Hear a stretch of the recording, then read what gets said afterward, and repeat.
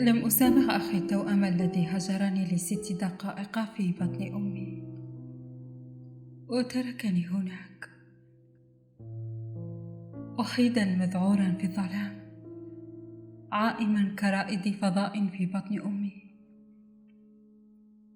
مستمعا إلى القبلات تنهمر عليه في الجانب الآخر.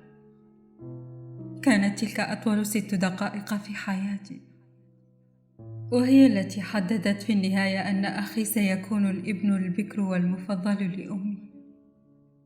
منذ ذلك الحين صرت أسبق أخي في الخروج من كل الأماكن، من الغرفة، من البيت، من المدرسة، من السينما، مع أن ذلك كان يكلفني مشاهدة نهاية الفيلم.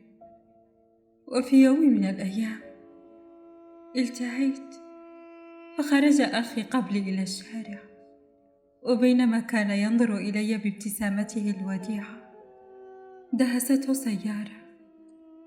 أتذكر أن والدتي لدى سماعها صوت الضرب ركضت من المنزل ومرت من أمامي. ذراعاها كانتا ممدودتان نحو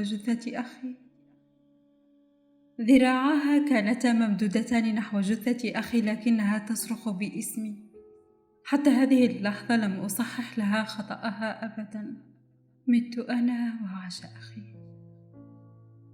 مت أنا وعاش أخي.